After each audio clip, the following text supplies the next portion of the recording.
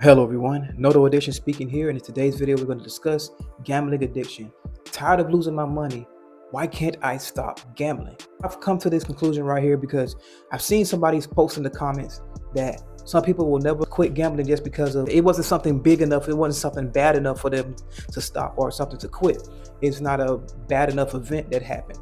And I'm thinking about it, I'm like, yeah, because all those times when I kept losing all my money, I kept thinking, I'm like, dang, I kept losing, but something kept drawing me back. And it wasn't just the thrill of just wanting to just be there. It wasn't just the thrill of just winning. It was like other components at play there that I wasn't really taking into account. I was thinking, okay, it's like different people that will lose in the game room or in the casino or stuff like that. It's certain people that when they're gambling, they take it different ways. They process the losses different ways. So one of the ways that I've seen in the casino is that the people that'll lose, and they'll keep losing the money, right? They'll have this amount of money that they lose. And over time, it seems like no matter what they win, they will never be satisfied because their number is so big. They've lost so much money. And what they're in is called revenge mode. So it's the people that's in there in revenge mode, is people around that's gambling, that's lost. They're in revenge mode. They're just really just trying to get their money back. And the thing about the revenge mode is that could be a perpetual cycle that never ends because one, you're designed to keep losing that money anyway, so you're gonna forever be chasing that loss. You're gonna forever be spiting the game room or spiting the casino or spiting whatever you're playing because you've lost the money in the first place. You're mad at yourself and you're mad at the fact that you lost the money, so you're trying to get revenge on them. So you're trying to hit them up. You're trying to get revenge on the people that took the money from you when it's not really meant for you to get that back. So you're gonna really just play yourself at a disadvantage and dig yourself in a deeper hole trying to get back at them by thinking that you're getting over on them by winning a substantial amount of money. And it gets to the point where even when you win big, as I've seen people win something that other people would consider as big, you're like, dang, you just won $2,000, you just won this, you just won that. But in their mind, they thinking, okay, you don't know how much I lost, and they not satisfied with it. But everybody else, they're looking around and looking like, dang, you winning. And they sitting there complaining like they not winning, but they're winning all the money. That's what it looked like. They're winning all the money because I played at the fish tables. And when you're playing with other people, it seems like when that one person is hitting up everything, you feel like they're taking money from you. So that was another reason why I didn't like the fish tables. That's why I wore my headphones when I played, because I didn't want to sit there and keep on worrying about what somebody else got to say. And every time I win something, they talking about what I'm winning and, oh, he winning everything and this and that. But when they winning, they never saying nothing about other people that's losing. They just happy that they winning stuff. But they don't ever say nothing when I walk out and I've lost my money and I don't got nothing. They don't have nothing to say then. But they only have something to say when I'm winning. So that's why I knew that was fake and that was phony. But you had those people that'll win a bunch of money, but they'll sit there and be like, oh, you know how much I won? Oh, you don't know, they ain't paying out nothing. But they sitting there busting up everything. You see what I'm saying? So those are the people that I figured out that their number is so big and it's so substantial that they'll never be satisfied no matter how much they win. They can win all the money back that they've lost and they still will never be satisfied because of the time that they spent. Their mindset is already in there. So now they're trying to cut above that. So if they want all the money back and even cut above it, they still ain't gonna be satisfied. Because you gotta understand that they got it so bad that they want to keep going, and that's the fact that they was in revenge mode. So even if they get all the money back and go above it, they want to keep going above it because they want to get revenge on the casino or the company or whatever that took the money away from them. So now they in I want to hit them up mode. So even if they get up and win double the amount, they get the money back and won the double the amount that they've got back, they still want to keep going because they feel like they want to take something from them now, and then it's going to end up taking them back down and taking them back away. That's usually what happens in that situation too. But I notice in the main scheme of things is that you don't quit, and we probably won't never have a traumatic enough experience or some type of bad thing, a big thing that happens for us to want to quit. And I like that comment that I've seen because it really does prove a lot, because some people really do have to learn the hard way. And I was one of those type of people, especially when you got it bad, because what happens is when you lose small, say for instance, you had like a scratch off or you like small bets, you was thinking, okay, and I can just get this back. It ain't nothing. I just lost $20, so it's nothing on this scratch off, or I lost $20 on this bet or this slot machine or something like that. It don't really seem like nothing, right? So you feel like, okay, I can just get that back easily. But the thing is, that amount just keeps increasing and keeps increasing and keeps increasing. So it'll be like $300. To some people, it probably ain't gonna hit them until they lose about $500 to $5,000 or something. And then now they stressing. Now they're like, dang, man, I don't know what's with me no more. So now all of a sudden they stress, and now they starting to feel it because it's a bigger amount of money that can really have like an effect on them, like some type of impact on their way of living or what they wanted to get. So now they're paying more attention to it. Now it's more of a sting. But what happens is they start treating those big amounts like the small amounts they used to use. You know, I used to look to the small amounts. Oh, I lost that. Oh, I can just replace that. It ain't nothing wrong with that.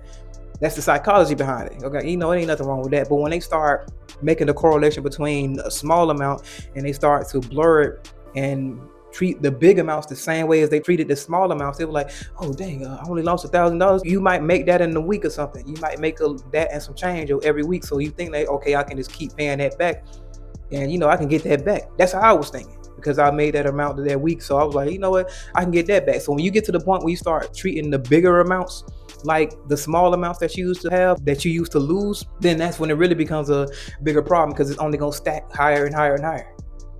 So that's another thing too. I was thinking like that, why I keep losing all this money, but why can't I just quit? Because when I had the job, and when I had a source of income that can just keep like refueling it, it's almost like you're in a car, but you keep running out of gas. You say, for instance, you go to a regular, like down the street, but you keep driving way around town just to get down the street, and you just keep burning a whole bunch of gas when you don't really have to, and you just using a whole bunch of gas. But as long as you got a gas station with real cheap gas, you feel like you can just keep replacing the gas because it's ever flowing. Saying when you got some type of cash flow, you feel like you can just keep replacing that. So as long as you feel like, okay, I got a replacement for this, there's nothing that can really stop you. So that's the whole thing with having something to fund your addiction, is just a problem. That's why I almost quit my job, because the very thing that was fueling that was, I started looking at it as a problem. Like, I'm not getting anything out of this. So I say the main thing of why you can't quit is because you don't even look at money the same anymore. You don't value it enough anymore. Or you look at it as a source of going to make a bet and going to play. And that's an unhealthy way to look at things. So every dollar that hit your bank account is allocated to, oh, I'm thinking about gambling, and I'm thinking about doubling, and I'm thinking about this. Money becomes nothing to you. That's why it never changes. That's why it will never stop. Because even though it's hurting you so bad, you lost it so much, and you see it in your account, you're like, okay, I'm doing good. Maybe I can start over. Maybe I can just start to build again. That thought creep in that, dang, I can go and hit a bet and double this money right here. Because one, it's another thing too, is we're not satisfied with the amount of money that we have, and it can be a combination of losing money at one point in time, or you tired of your 9 to 5, or you tired of living paycheck to paycheck and not having enough to go through the month and stuff like that. That can be an effect on that. That can have an impact on that situation. And it can just be like you're just not satisfied with the amount of money you're making. So you probably stressed and you just can't make ends meet the way you wanted to make them meet. And you feel like this quick fix gonna help everything. And then when they make it worse, you start to just be like, dang, I maybe not this time, but maybe not this time. And then it's a combination of hearing other people win money as well. So that's gonna add fuel to the fire, because it's gonna give you hope and making it feel like one day it's gonna be you. And you feel like, oh dang, okay, I'm gonna keep going because I see them winning. Why can't never happen for me? And by the time it happened for you, you so deep in the hole that you still in the hole even after that big win. See what I'm saying? But the big win, like I told you guys before, it seems like it's a new day. So you done lost about $5,000 over the last 2 or 3 weeks. And now this week you win like $1,000. You make it seem like it's a new day because, oh, I just won $1,000. See, I got a good win. See, things are turning around. But you neglect the fact that you've lost that money. And what we do is we try to bury that in the past and just move forward and act like nothing happened back in the past. And we just treat this new win almost like we just started playing and we won that on the first day. So that psychology right there will keep you in there, because you'll be like, oh, dang, I just won some money, but you're still in the hole. So we're being delusional with ourselves, and we're forgetting the money that we've lost before, and we're trying to leave that in the past because all we worrying about is right now. Like, that's the mindset. Like, as soon as money hits your hand, once that dollar touch your hand, all the reason, all that stuff just go out the window. So there's no rationalization whenever you done lost that money, whenever you done something. So I already know how it is. You got to have more fortitude whenever you're dealing with this type of thing. But it's hard to do that when you're in the midst of it, because you're looking at everything as a come up. You're not satisfied with where you are. You're just always looking for a way to try to get out of something that it's really not that bad of a situation when you look at the whole thing, because gambling is only going to make it worse. So you don't look at it like that. But now I'm looking at it like, hey, this is why I can't never quit. It's a combination of a lot of those reasons right there. And at the same time, even if you do quit, you don't have nothing to fill that void as fun as that. So if you ain't betting money, some people can't have fun. Same way I felt when I was drinking. I feel like I can't have fun unless I'm drunk, or I can't have fun unless I'm gambling. So we got to change, do a whole mental shift. And that takes time. And it's hard to do. A lot of people don't want to take time to do things. So it's a combination of those things. That's why you'll never be able to stop. That's why people never be able to quit. That's why some people have to really be immobilized in order to stop doing certain things. So some people really gonna have to take a big hit like a life-changing hit for them to really like realize they need to stop. And it's unfortunate, but it's something that needs to happen. But anyway, not to go on too far, I just wanted to say something about that and put out something for you guys with this subject. I was thinking about this earlier, so no addiction here. If any of this resonated with you, go in the comment section. We're gonna talk about it. And remember, guys, a gambler never wins until they quit. I'm out.